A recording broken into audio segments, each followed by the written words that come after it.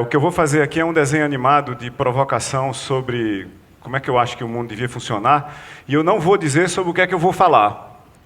Então vocês vão ter que, de uma certa forma, licitar o tema da minha conversa a partir do que eu vou dizer aqui. Eu sou esse cara aí.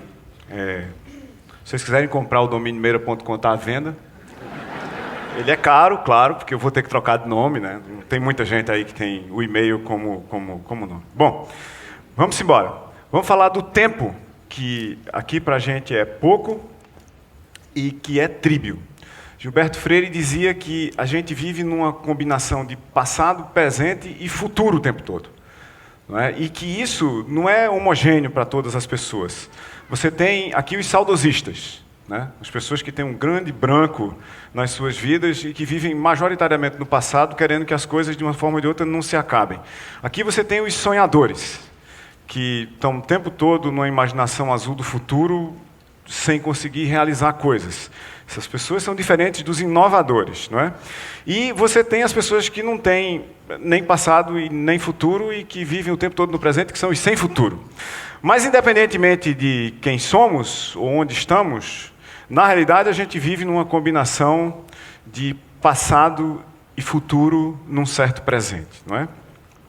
Esse presente, para todos nós, poderia ser visto como uma singularidade, como uma coisa mais ou menos única. Ao invés de a gente estendê-lo assim, a gente devia, em certas ocasiões e em certas circunstâncias, linearizá-lo e viver um presente absolutamente singular. O que a gente não se concentrar, não chamar a atenção, o que a gente não viver aqui e agora, não adianta relembrar esse pedaço, nem planejar esse, porque senão nós não vamos conseguir realizar a maior parte das nossas ações. Se a gente olhar para esse presente singular, ele é, na realidade, uma espécie de uma máquina ponto de transformar possíveis futuros em passados. Tem um número muito grande de coisas que pode acontecer, mas, evidentemente, só um número muito pequeno delas acontece nessa singularidade e, imediatamente, vira passado. O presente singular que nós vivemos, nós todos aqui, a gente tem uma ideia radical de que ele não é só singular do ponto de vista de singularidade, mas único. Porque nós somos os primeiros na história do planeta a viver um mundo quase virtual, para a maioria das pessoas, na maioria dos lugares, com um número muito grande de excluídos ainda. Mas acontece que nós, humanidade, já vivemos de virtualizações desde o começo. Por exemplo, a linguagem, ela cria o tempo. Se eu estou parado aqui no presente, sem ir para lugar nenhum, talvez eu não seja sem futuro, como eu mencionei ainda agora, de alguns tipos de comportamentos de algumas pessoas em alguns instantes no tempo, mas talvez eu seja uma formiga, não é? Porque sem linguagem eu não consigo nem contar histórias, nem fazer planos. As técnicas, elas virtualizam as ações, criando as ferramentas, os instrumentos, os sistemas tecnológicos. Então, quem não tem acesso a técnicas, na palavra de David Lenz, nas suas entrevistas na Polinésia, são os sem bagagem. As pessoas que não acumularam conhecimento técnico e o domínio das ferramentas para participar competentemente do presente e começar a construir o futuro. E a terceira virtualização que a gente vive na humanidade há muito tempo, em cima de linguagens e técnicas, é a dos contratos, que é a forma da gente virtualizar a violência, né? Porque a gente tem código civil, leis, sistemas jurídicos, etc., etc., etc., que a gente não precisa discutir as coisas com as outras pessoas na porrada. Quando isso acontece, a sociedade reage e você vai para um lugar onde o presente é quadrado. Se a gente não tiver contratos, em qualquer pedaço do tempo que a gente vive, a gente vai ter um estado bárbaro, né, onde vale a lei do mais forte. Nesse particular modo de ver, nós sempre fomos virtuais, mas não somos especiais, mesmo assim. Mesmo com linguagem desde o começo da humanidade, mesmo com tecnologias de roda, de domínio do fogo, mesmo com contratos que têm milhares de anos nas sociedades mais antigas, nós somos, como diria a propaganda, mamíferos. E os mamíferos têm uma propriedade interessante. É que, olhando para a história de todos eles no planeta Terra aqui agora, de chegar no planeta a se tornar extinto, rolaram 2 milhões de anos. Nós estamos aqui a 200 mil. E eu botei essa transparência aqui em vermelho sobre preto, porque a gente está trabalhando desesperadamente para tornar a nossa assistência aqui a mais curta possível. Né? Talvez a gente não chegue na média de mamíferos assim, mais inteligentes como, sei lá, preguiça, por exemplo. Né? Mas se tudo correr bem, né, se tudo correr bem, ainda tem 1.800.000 anos por aí.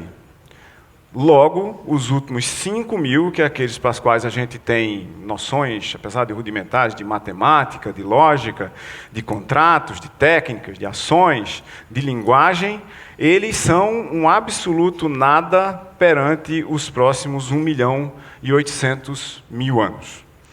Isso não é necessariamente dessa forma que acontece, porque diz o princípio de Copérnico, de novo, reescrito por Richard Gott, que nós não somos especiais, que o que acontece com qualquer grupo humano, família de formigas ou qualquer coisa, é que no horizonte de eventos daquela sociedade, daquela civilização, planeta, humanidade, o que a gente quiser, a gente normalmente nem está nesse verde aqui, onde as coisas começam, nem no vermelho aqui, que é quando as coisas acabam. A gente está em algum lugar desse meio aqui, e no nosso caso, no planeta Terra, a gente talvez esteja imprensando esse futuro aqui inteirinho em vermelho, nesse amarelo aqui, com sinais de alerta para todo lado.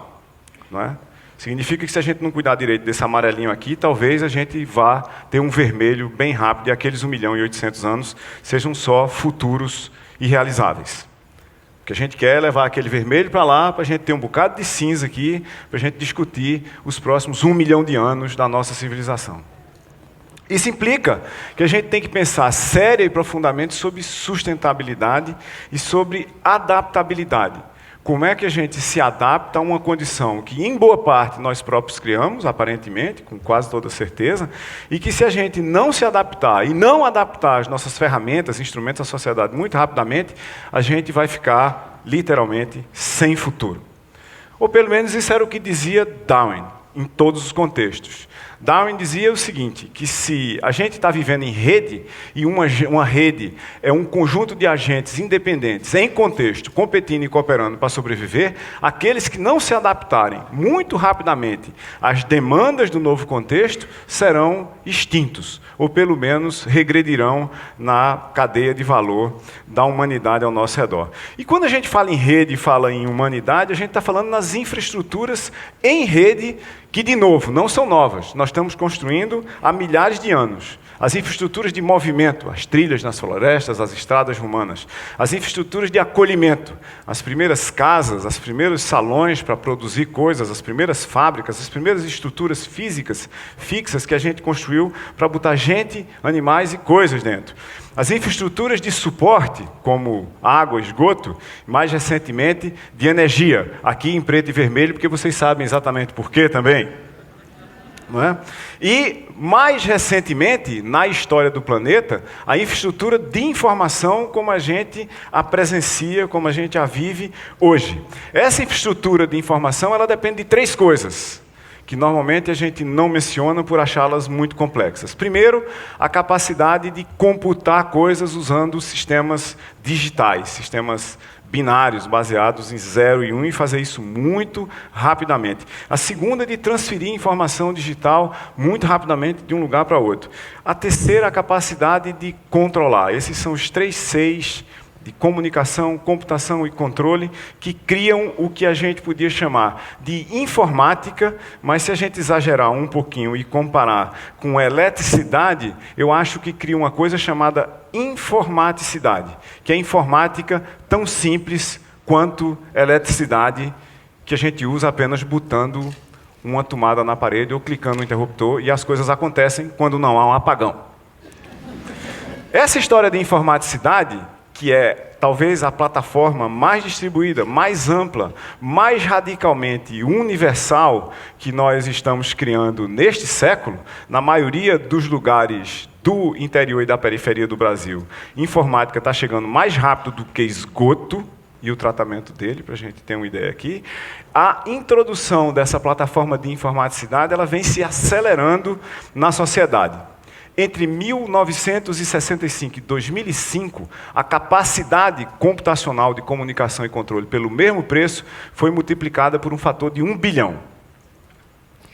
Nós temos 9 zeros. Estamos falando de capacidade pelo mesmo preço. Nos 40 anos entre 65 e 2005, a gente viu o nosso poder computacional e de comunicação crescer 1 bilhão de vezes pela mesma quantidade de dinheiro. Quando é que vai acontecer outro aumento de 1 bilhão de vezes na capacidade pelo mesmo preço? A resposta é até 2030. É nos 25 anos entre 2005 e 2030.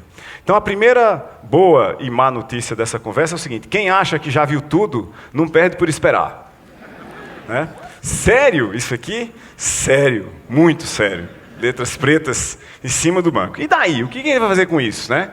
Essa aceleração vai corresponder também a uma aceleração das competições todas, entre os sistemas, entre as pessoas, entre as empresas.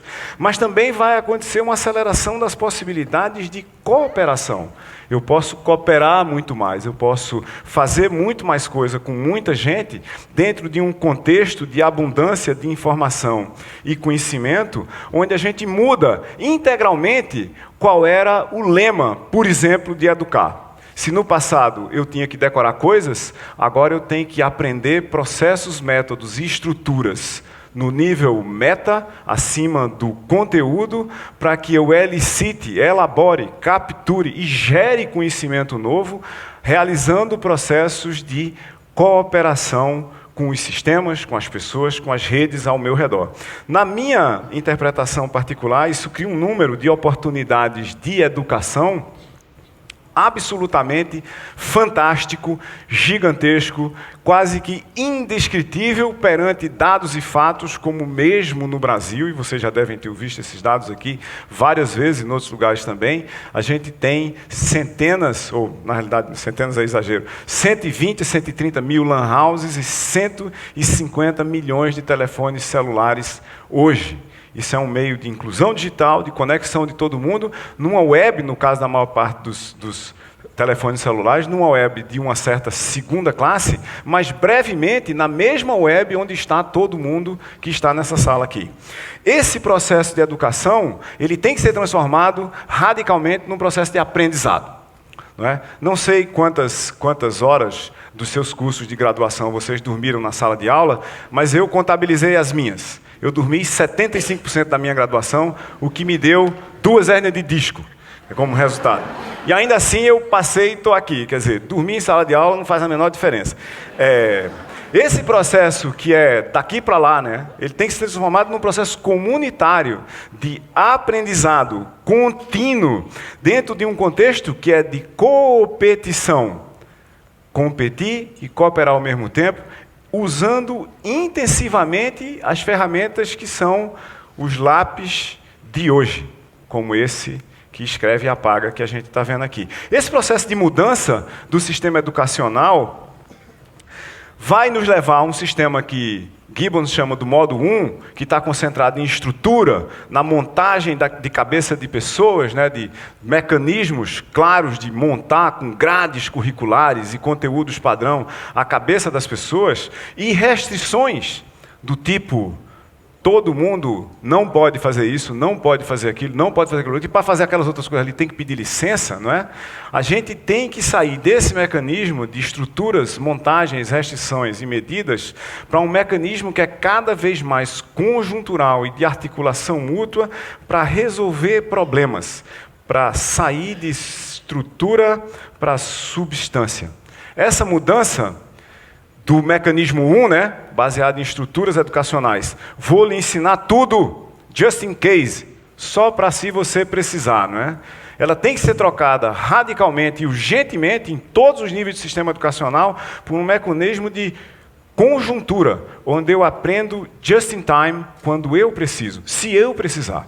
Para isso a gente tem que ter aquele nível meta básico no processo da transição de 1 para 2, não significa que um vai desaparecer completamente e agora a educação vai vir à zona, né? Eu perguntei para os meus alunos um dia desse, eles adorariam que fosse só esse método aqui. A gente não precisa ir para a escola mais nunca. Schools out forever, forever. Né?